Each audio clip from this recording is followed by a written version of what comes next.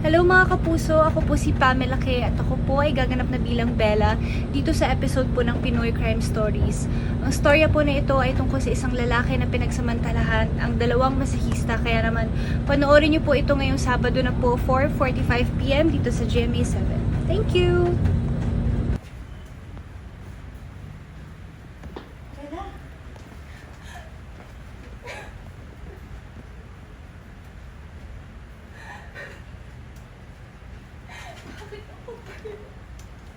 Pinapoy niya ako, Pearl. Bakit ako?